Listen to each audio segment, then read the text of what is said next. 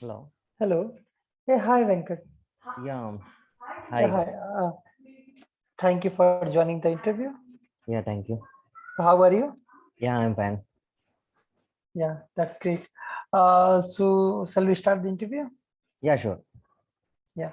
So as you know, my name is Amit, and I'm working in the industry from past 10 years with the multinational organizations, Mm-hmm. setting up the quality gates for them Mm-hmm. and training and mentoring the candidates, or you can say company persons. Mm-hmm. So yeah, can you just tell me about yourself? Yeah. My name is Sivaram, and I'm to this field. I mean, I'm to the into the testing field for the past 3 years, and I have currently working for Kefin Technologies, and I have basically my background was purely of manual testing, and I have done two three. I mean, not pure automation tester, but I Okay. have just altered the I have altered some of the queries and run and executed them.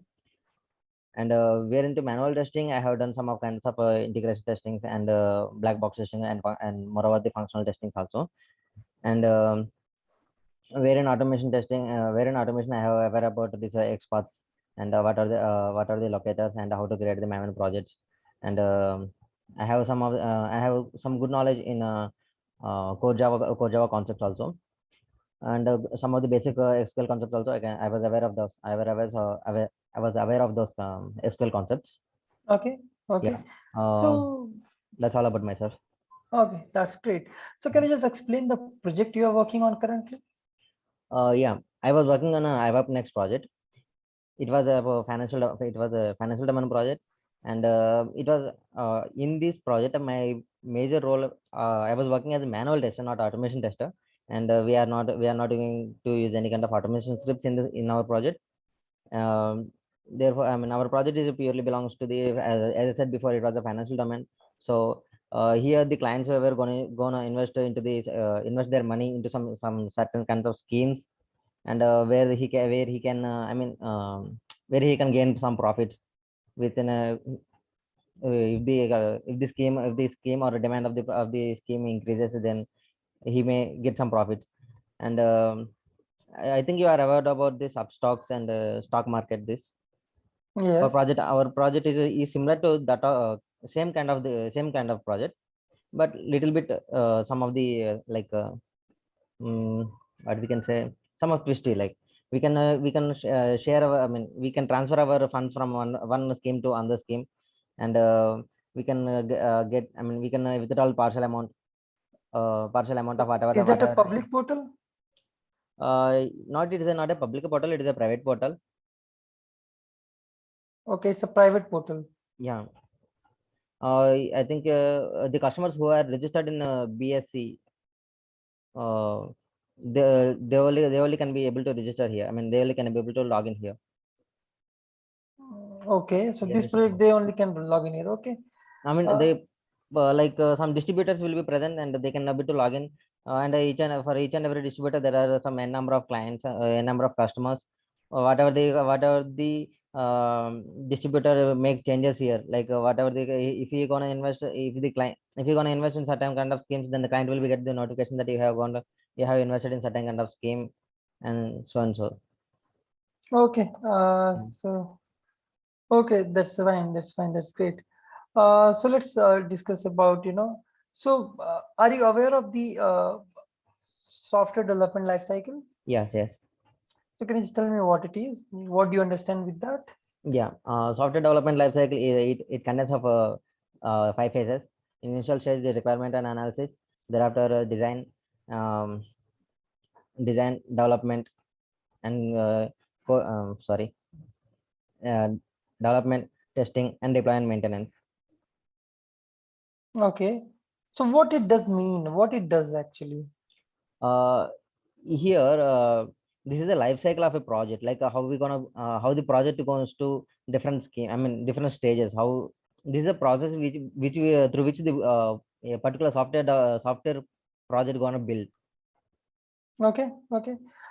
So in your organization, how it's getting implemented? In which form? Yeah, Or what is the which life cycle you are using? we are using agile life cycle, agile methodology Okay. for this Okay. team. Okay.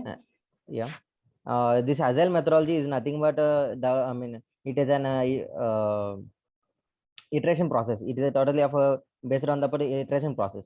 Like the total project was divided into certain kind of iterations, and each and every iteration gonna build within the time period, within a particular time period which is allocated for that. Okay. So can you explain the this agile process?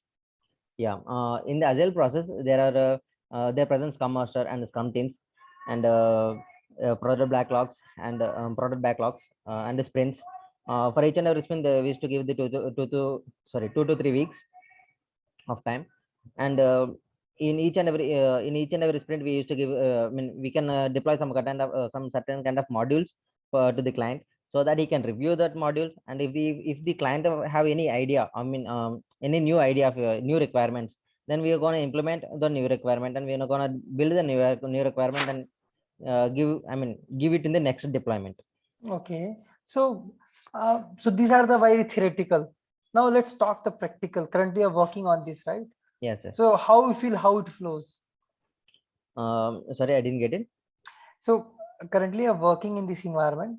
Mm-hmm. So how do you feel, the flow of this whole sprint or you talk? Is that actually we does that same or something different?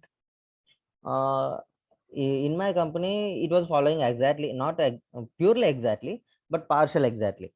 So what it is? That's what I want to understand. Yeah. In my company, each and every sprint has a maintaining of. I mean, for generally each and every sprint is of 2 to 3 weeks, but sometime it may going to extend, or sometime it may going to delay due to some kind of some certain challenges what we are going to face. And each and every deployment, there are some each and every deployment we are going to get some kind of new requirements, not for each deployment we are going to get new requirements, that I'm not saying that, but sometimes we are going to get some new requirements. So for example, for the first sprint we are not going to get any requirements, for the second sprint we are going to get some requirements or not. In majorly itself, in the first sprint itself, they used to cover all the project. I mean, all the major functionalities, so that the client will be satisfied by looking into that. Uh, yes, I think that was the process was going on right now. Okay. Okay. So what do you understand by STLC? STLC is nothing but the software testing lifecycle. It consists of it consists of requirement analysis, and thereafter test design, test planning, uh, and test execution. Thereafter the test closure. Okay. So in your organization, how it follows? In my organization, I think I till I didn't. As my career was only about 3 years.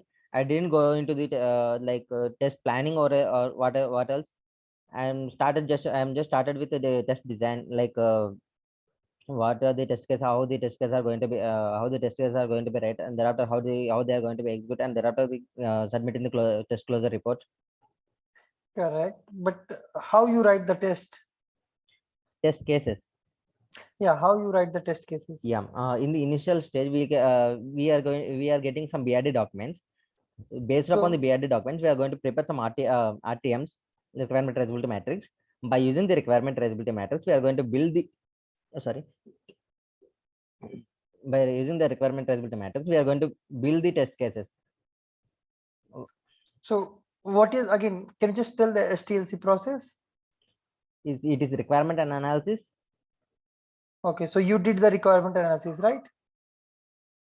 Yeah. You did, right? Then what is the second process in STLC? Test design. You did that, right? Yes, but in it, yes. So you followed, but Yeah, you followed half, right? Yeah, we all followed half. So what is traceability matrix?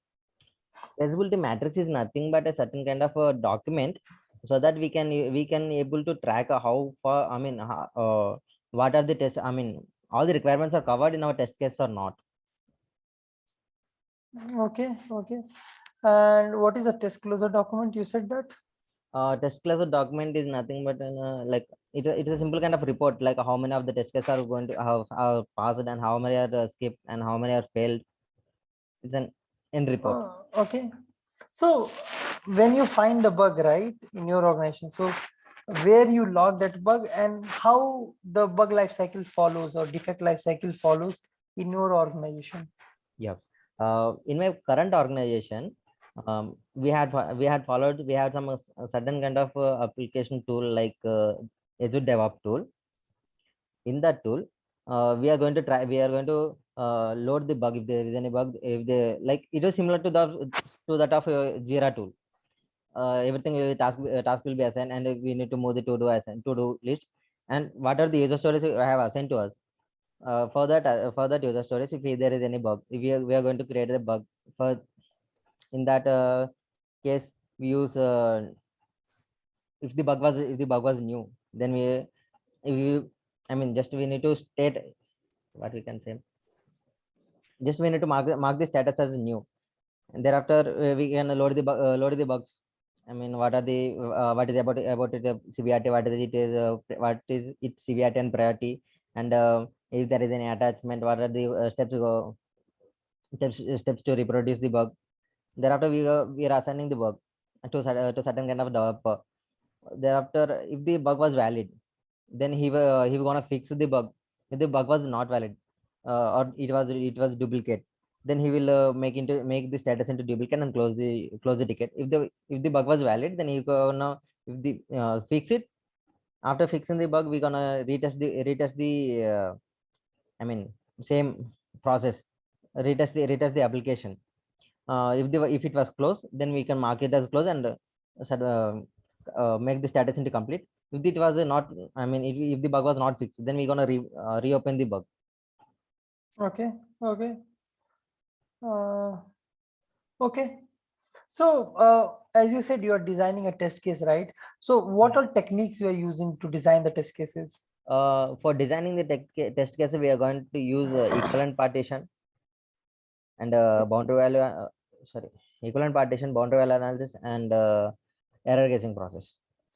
So can you tell the what is the boundary analysis and equivalence partitioning? Equivalent partition is nothing but dividing the test cases into some equal parts. Take example and explain it. Um, Example, login page. For a login page, there will be some negative test cases. There will be some positive test cases. Like dividing the total application test cases into suites. What are the smoke test cases? These are to be done in the smoke testing. These are to be done in the regression testing. All those things belongs to equivalent partition. Where it comes to boundary value analysis, No, whatever you said for the equivalence partitioning, that is not correct. Give another example. like classifying some test cases into negative, positive, functional test cases. No. Okay, tell me Or else, what is boundary value analysis? yeah. Sorry. I will give an example for the boundary value analysis. If the let's assume that for like phone number field. Okay. For the phone number field, it should accept only the sorry, not should accept. It should accept only 10 characters. Okay. So it should start. It should if it is a mandatory as it is a mandatory field, we going to add one. One should be at least one character should be present.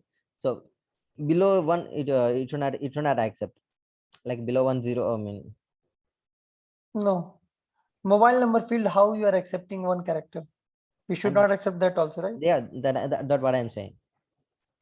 Okay. For the phone number field, it was only we should accept 10 characters. So below 9, below 10, it should not accept.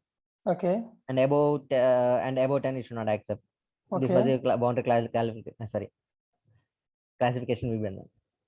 Okay. Okay. So okay. So Uh, what about the tell me. yeah.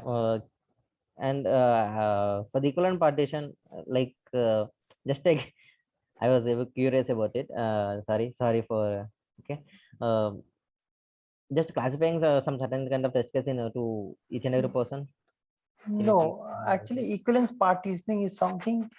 Uh, it's a you can say it's not similar, but it's the same pattern of the boundary value analysis. So we divide the field.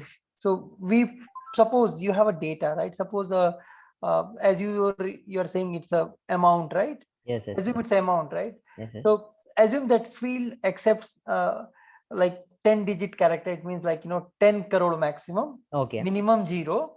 okay, Okay, so we partition that.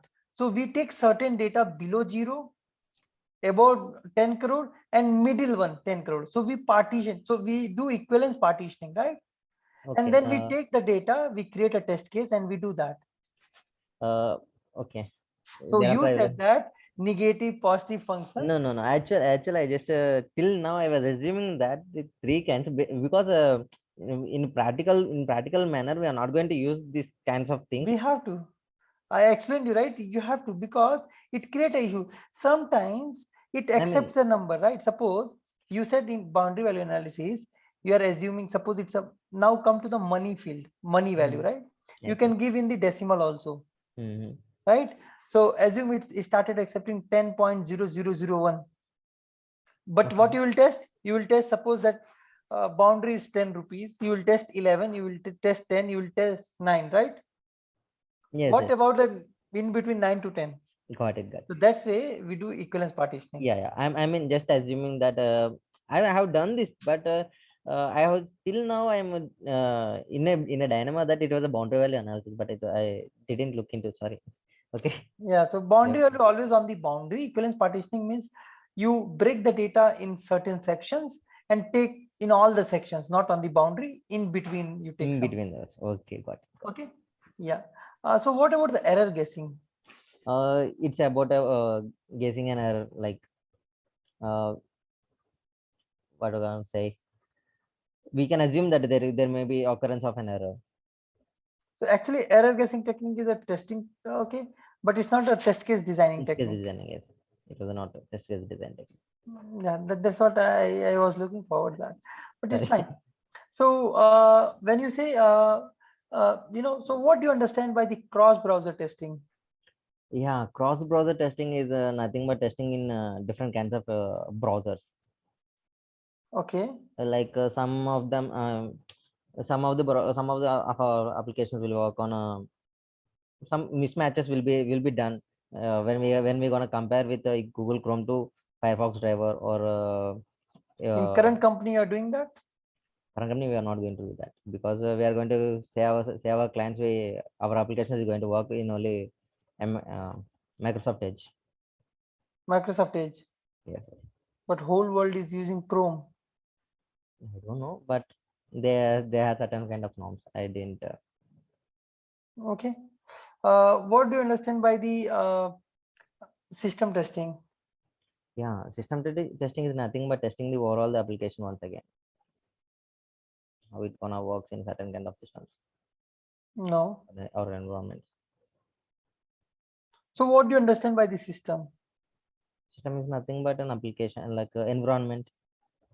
Okay, it's a full-fledged environment. It is a full-fledged environment. So what do you test here? We test what we test overall the application, like how it's gonna flow. Overall application, right? So Yes, you do end-to-end testing. yes, end-to-end testing. So you were saying something else, right?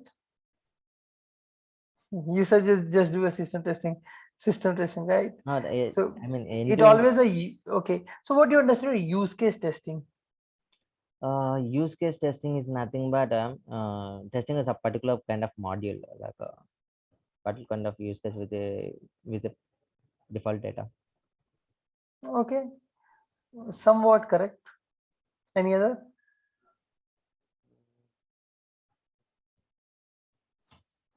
Yeah, it's similar to that of UAT testing. Okay, that's fine. So let's move on the another one. So I'll give a scenario. I just one case I'll tell you, or application. I just want a scenario from you how you will test it. Okay. Okay. So assume, hope you are using a money. So let's take an example of anything. Okay, so you used Amazon Pay, No, phone, I phone pay. Paytm, Paytm, Phone pay. Paytm I so rare. Phone phone pay is, pay, yeah, phone phone. pay is right. Phone pay has a wallet. Yeah. You add a money, right? Mhm. You have to test that particular page. Tell me the scenarios, what and all it is. So assume you have a field where you have a money section, okay, Mhm. and you have a ad, like, so you add and just, so it will redirect you to the payment gateway, payment page, right? Mhm. So that's all. So assume you are that page and the payment gateway page. That's all. It's moving from here to here, and you have to test this. Not the payment gateway, you have to test it. Only the flow you have to test it, and the page I'm talking about. Add money page. Assume phone pay has Add, a add yeah, money page. yeah. Okay. I'm assuming I'm assuming that there is a one field which is gonna accept some certain kinds of numbers or amount. Correct. Yeah. Mm, okay. I- there. Sorry. Yeah. Tell me the Example. scenarios. Just Yeah. all. Only the scenarios, right? Okay. Yeah. Try verify whether the field was accepting numerics numerics, and Okay. verify whether the field was accepting starting letter with zeros in a decimal characters. Okay. Verify the boundary values, like it should not exceed more than that. Verify the boundaries, and verify the numerics, like example, it is about 500 0500. Verify in that case whether it was taking the accurate data or not. um, Thereafter, mm, verify negative character, whether it was accepting below zero characters, and by clicking on the add button, whether it is redirecting to the payment gateway page. Okay.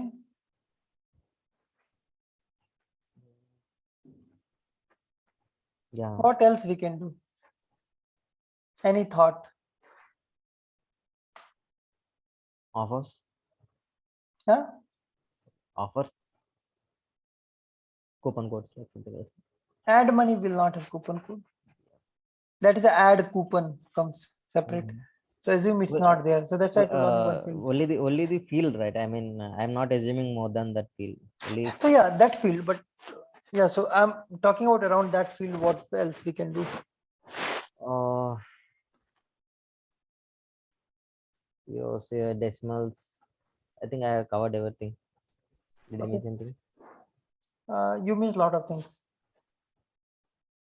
So Okay. what about the user session got expired that time? What happened? The user was not logged in because you are in that page. It doesn't mean you are logged in, No, right? we cannot see that case We because can see that add money page will be there. Session got expired. So first of all, you should have asked it's a UI or it's a mobile. So both the case, it should not have, right? So the yeah, clarity is here because you have only one field to test, right? And it's a money. That's why I ask you, it's a money. When money comes, you test all the scenarios. yes, Session yes, yes. expired, logged in, logged out. I can do it without logged in. I will write the test case. Doesn't matter it's happening or not. Yeah, I'm not. I So, didn't think so deep. I just assuming some certain kind of box, and so that's it. only one Sorry. box I gave because of that only, because I want you to think. Yes, sorry, That sorry. is my perspective, right? Because why I'll give you very simple scenario. That too. Correct. Okay, so that's fine, no problem. So we'll move on to another part. So you can use, it's a coding round now, so you can use any ID or any online editor, whatever you prefer, and share your screen with us. And please share the whole screen, not the window.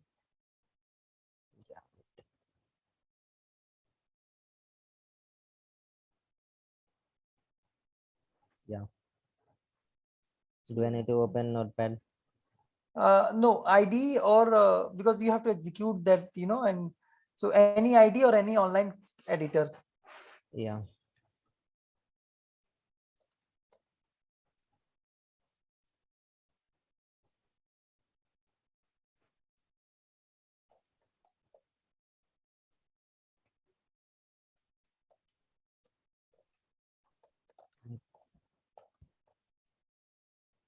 I think this was the right.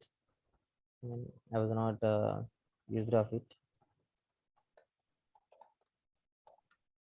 Just a second. You can open.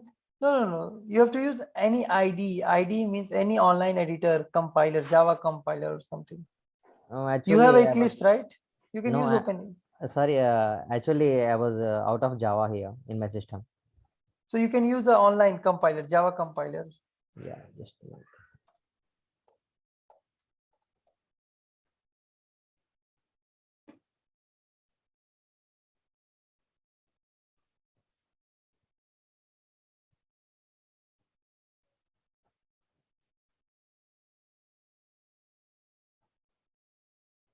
Yes. Okay. So I'm just sending you. I'm just making that.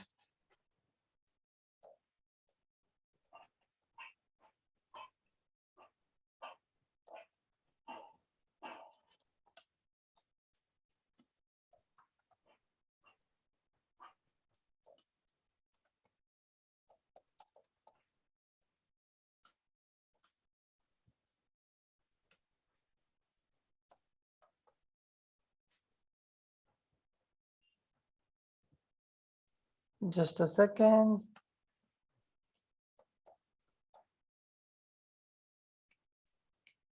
So I'm just where is the chat? Yes. So I sent you the question. Okay. So you can just Palindrome. palindrome. Yeah. Sorry, I cannot able to write that thing. I mean, I was so poor in writing the scripts. I mean, writing the Java program. So anything you can't do because it's need little coding actually. Anything you know that. Sorry. So any other thing you can write or what automation you are doing? You told that you are doing automation. So what code you are Yeah. writing there? Here in automation, I am just following the test cases, like how they are going to execute, like clicking the particular button. I mean, how the Do button you is know going to. writing XPath and all? Yes, yes, Can you write the XPath? yeah, of course. So can you write a XPath for the Learn Java app button here? Sorry, wait. We have right in that right hand side in the top corner you can see Learn Java app button. Can you just Run. write XPath for that? So do not copy anything default. You have to write by your own. Yeah, yeah, sure, sure. And just I need to know whether the button was present. So Learn Java app button is there, right? Learn Java app. Run, is it? Right hand side. Learn. Yeah, down. Yeah, Your sorry. I cursor. am. Yeah, that is. Yeah, okay.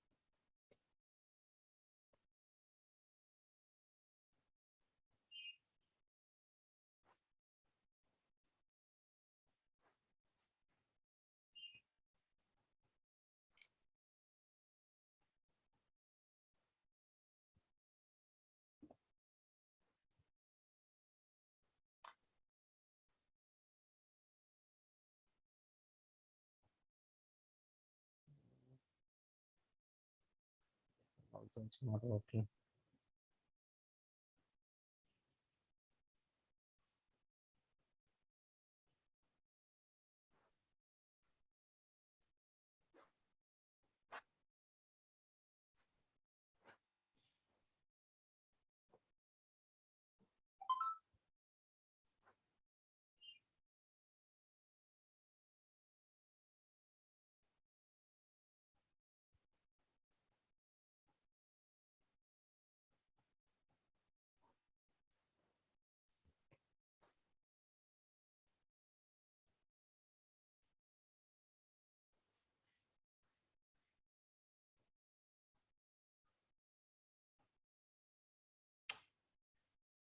Sorry, did I mention anything here?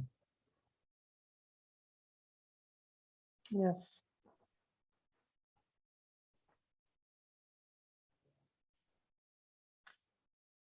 Yeah, I was unable to figure it out. Can you please help me? So you should understand. So what you're so let's explain it. Okay. So you are trying to write a relative expert, right? Yes, yes. Okay. So after double quote, what you're trying to find out? After the You're double trying quote, I'm you're trying to to find out the div, right? Like you can say a tag name, tag name. something, Yes, right? So the tag name is what? div. It's a, right? Can you Okay. go in that particular element? Yes, yes. Okay. Yeah, a, right? So it has to be a only.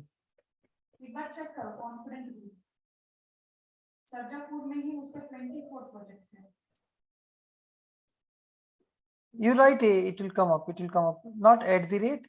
At the rate means it's absolute. So you are writing a relative. Now inside that you write at the rate ID. Yeah, now it's absolute. This is going to be absolute. And what is that? Can you just copy again? Um, Can you go to that element again? this element was missing. Can you reload the page?